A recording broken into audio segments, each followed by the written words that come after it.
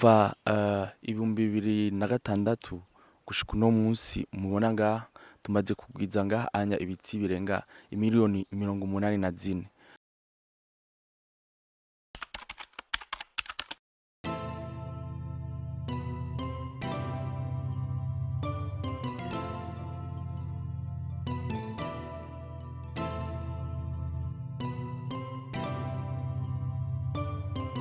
Aha turi mubona ni muri komine Mukaza, zone ya Nyakabiga aho bita mu Ntahangwa. Aha ibikorwa tuhakorera ni ibikorwa vyo kugwiza ibiti, amashurwe, ibiti vy'ivyamwa, ibiti bitandukanye, ibiti vy'ubwoko bwose dutera tubigwiriza ngaha.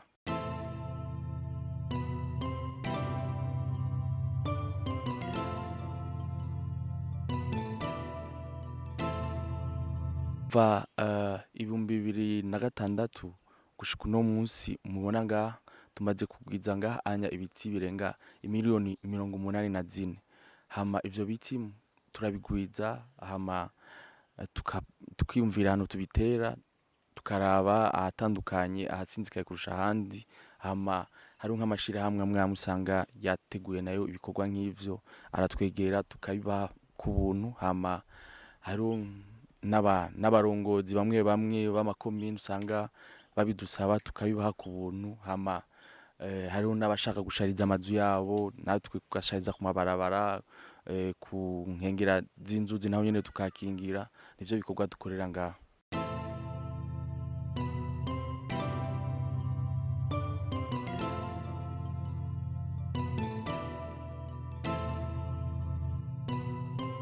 Ingene vyatanguye hari mu igihumbi kimwe n'amajana icenda mirongo icenda n'icenda aho naduga kuramutsa sokuru wanje, hama mu gihe nagiye kumuramutsa jewe kera nahora nkunda kuvomera amashurwe ari muhira, mugabo sokuru nawe mu gihe nagiye kumuramutsa akaba ariko arategura amaduda nkuko turiko turabikora ngaha, hama je ko nabona abandi basokuru bangana bari mu bindi bikorwa n'amazi ibibazo vyinshi, hama niho yambwiye yuko igiti gifise akamaro kaniniya mu buzima bw'umuntu no mu buzima bw'igihugu. Hama nanje nguma ndamubaza ati mbisigure neza sindavyumva, arambwira ati umuntu ntashobora gufungura ata giti, umuntu ntashobora kwicara ata giti, umuntu ntashobora kuba mu nzu nziza ata giti, ibi vyamwa dufungura ni kubera igiti, aha duhema neza ni kubera ibiti.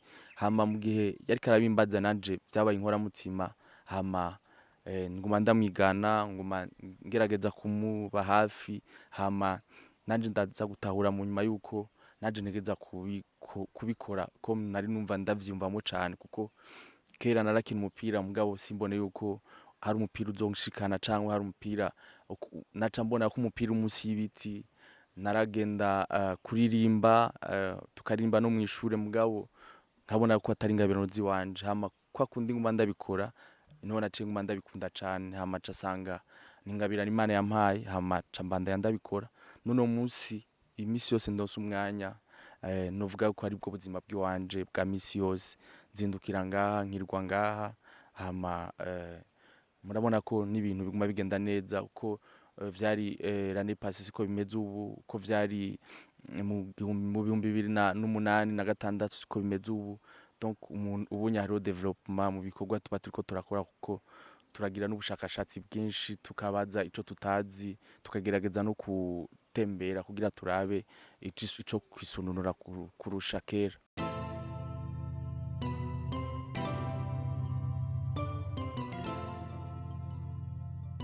Agashimwe ka mbere nakaronse mu bihumbi bibiri n'umunani, aha nyene mbo turakorera,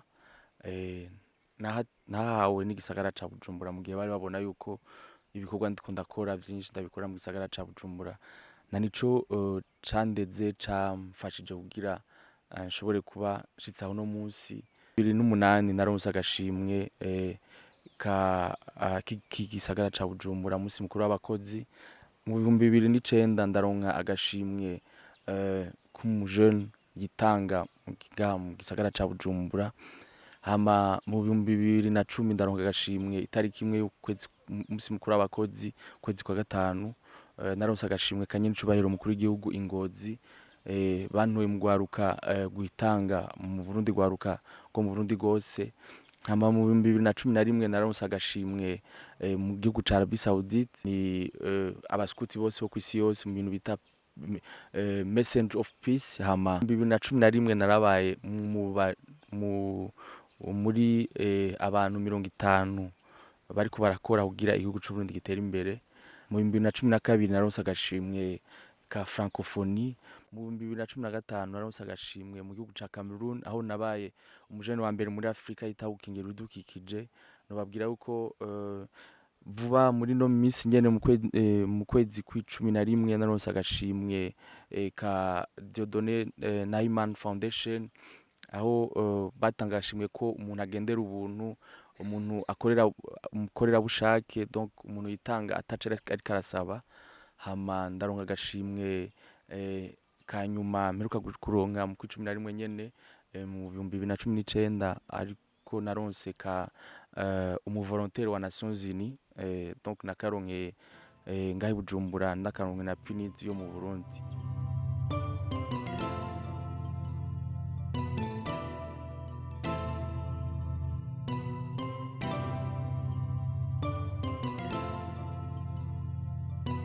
Nukuri sindababesha nyamba ari ikintu ca mbere kimpa inguvu ni kubona hari ico noba naraterereye n'ubwenge bwanje canke n'inguvu zanje ukabona ikintu kimeze neza. Ntubona nk'ubu iyo nje ngaha nkabona ibiti biriko birakura neza numva ndyohewe. Hama iyo ndenganye nko kwibarabara par exemple nko kuri 28 Novembre nkabona umuntu ariko ararengana ahema neza aca ahantu hasa neza numva ndyohewe cane. Iyo ndenganye njya kuri rompo ya Monument du Soldat Inconnu nkabona yuko umwanya umwanya twataye mugabo ibintu bisa neza, ibarabara rirashajije, donc umuntu arenganye akavuga ati hajya ahantu hasa neza. Hama akaba ariko arabivuga batazi yuko nawe hari ico baterereyemwo, wumva uryohewe cane. Naco gituma namambwira n'urundi rwaruka tungana yuko umuntu wese yogerageza agakorera ikintu igihugu, hamwe n'igihugu kivuga kiti urya mwana yarafashije kino kintu canke urya muntu yarafashije mu kino kintu. Igihugu nicotera imbere twese twicaye tuguma turi muhira, tuguma turaba amafilme, tuguma twicara ku marigara, ahubwo igihugu cotera imbere twese tugiye gukora tukaja ku kivi, hama tugasura ingabirano Imana yaduhaye tukazikoresha.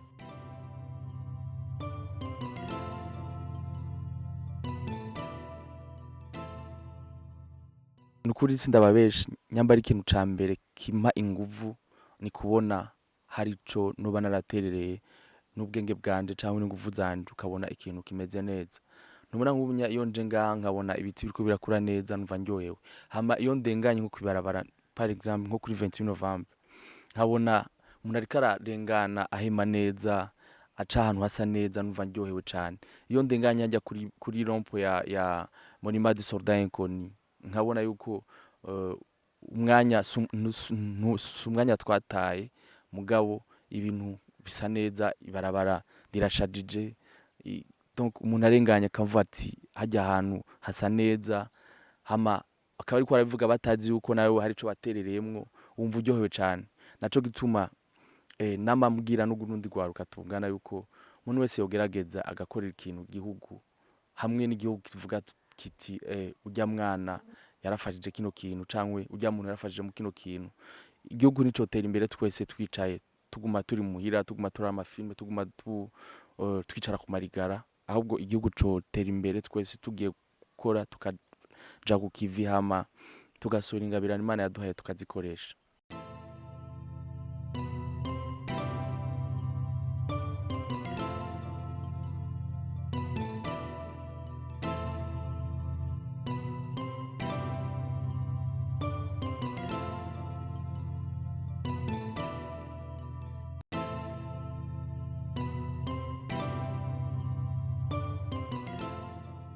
Ko sponsor sico ikintu ca mbere kiza mu bikorwa vy'umuntu. Ibikorwa vy'umuntu aba ariko aratunganya arabanza kwanza kwerekana ico ashoboye, hama izo sponsor akazozisaba mu nyuma agira igikorwa kirekire kinininya kimara imyaka myinshi. Mugabe ibikorwa dukora dushaka kwereka abavyeyi bacu, bakuru bacu, abo tungana yuko umuntu ashobora gukora ikintu ata sponsor ariko arasaba canke ata mahera menshi ariko aravuga ngo ntara yose ry'amahera ntaco nzokora, kuko tuguma turindira ry'amahera nobabwira yuko atana kimwe dushobora gukora, mugabo ary'amahera ashobora kuza turi ku kivi, abantu bakabona yuko wagerageje kwitanga ku kintu, ushobora kuvuga tuti ikinya nacitanze nerekanye ko nshoboye, niho abantu bashobora no kukwizera kuvuga ati reka tumufashe uriya muntu birya bintu ntariko aratubesha. Mugabo abarundi benshi no munsi nagomba ndababwire yuko bakura amaboko mu mpuzu, bareke kuvuga ngo bafise imigambi mu bubati cankwe bafise umugambi mu mpapuro, ahubwo irya migambi nibayisohore bashire hanze, berekane ico bashoboye, hama sponsor zizoca ziza mu nyuma. Kandi uriko urasigurira umuntu ko ushaka sponsor, hari ico werekana uriko urakora, biraryoshe cane.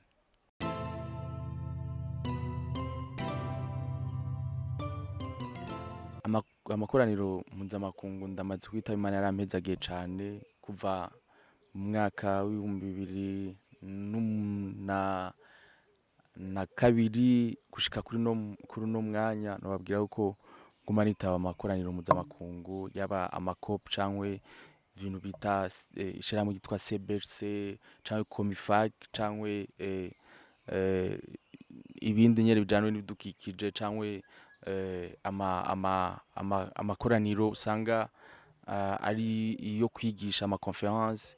Novuga yuko Imana yarampezagiye uno munsi, novuga yuko nshimira Imana kuko nta mwaka uhera ntagiye mikoraniro mpuzamakungu, kandi ndashimira n'abahora bamfasha n'abahora babindungikira, kuko hari igihe umuntu abona yuko bikenewe ko bigenda mugasanga yabindungikiye atavyo nzi ko bizoba, hama nkavyiyandikishamwo bakantora kubera babona ibikorwa ndiko ndakora.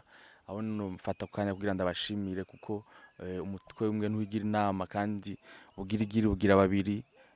Iyo hari ivyo je ntabashoboye mugabo abandi bakabinshoboza, hama nkashobora kwitaba ayo makoraniro mpuzamakungu. Nyambara ikintu ca mbere no munsi shimira Imana nuko nza ndaronka vyinshi kuvyo ntazi, nza ndaronka ubumenyi bwinshi kubwo ntazi, nza ndampura n'abantu benshi bakoze ibikorwa vyinshi kw'isi kunsumba, hama ndabegereye nkababaza kungene bagiye barabikora, ndabironkeramwo umuco mwiza, nkabironkeramwo n'inguvu n'ubundi bumenyi cane n'ubundi bwenge, hama nkaca ivyo mbonye cankwe ndiko ndatembera muri ivyo bihugu. Nobabwira yuko maze kugenda mu bihugu vyinshi birenga ku 38 ibihugu maze kugenderamwo vyose, nama nzana ivyo mbonye, nama ndabizana ngana mu gihugu nkabisangiza na bene wacu, kiretse n'ivyo nize nama ndabizana tukabisangira na bene wacu, kuko uno munsi noshimira cane urwaruka rwo mu Burundi, kuko ruramaze gutahura akamaro ko gukingira ibidukikije, hama natwe ico tumenye turagibasangiza, ico tubonye ahandi turabereka ati raba ino foto kubera iki mu Burundi hatomera gutya, hama umutwe umwe ntiwugira inama, tugaca tubihanahana.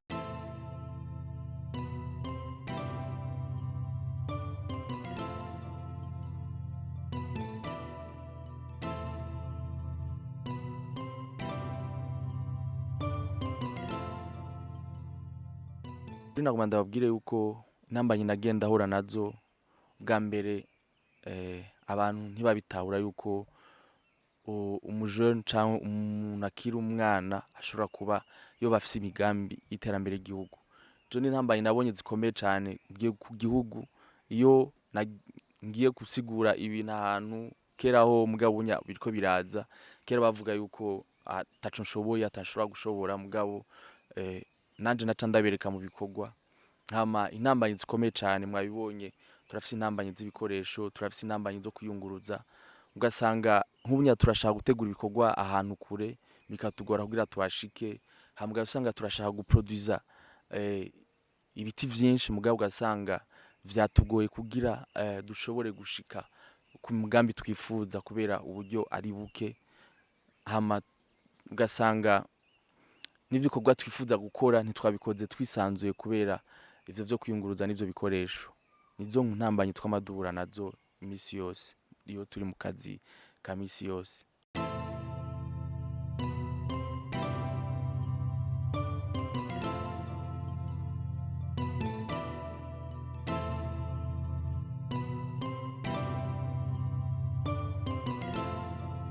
Ico bisaba kugira umuntu dushobore kumuha ibiti, bwa mbere aratubwira aho azoshaka aho yifuza kubitera, hama atubwiye aho yifuza kubitera turashikaho tukaraba ko bikenewe koko, kuko kuko hari abantu abarundi turikunda cane, hari abantu baba bashaka kugira babitere gusa iwabo hase neza, bakingira iwabo, kumbe ugasanga ateye iwe azoba ariko arakingira iwe gusa, hama ku mugenzi we naho nawe ushaka habomoka nta kibazo canke ushaka akamera nabi. Mugabo twe tuvuga tuti turabe nk'ahantu hanininya canke ahantu hoba hagomba hageramirwe, hama umuntu wese ahazi aratubwira tukagenda tukaharaba, hama tukifatanya nabo mu kubikora. Mugabo vyari n'ivyo kwikunda ntitubishira imbere ngaha, turaba yuko ahantu bikenewe ko hategwa ivyo biti, tubona yuko bikenewe abantu benshi, natwe turarondera abantu benshi kugira dushobore gufashanya ico gikorwa. Ahubwo dufatiye kano kanya kugira dutere akamo abarundi bose bafise ahantu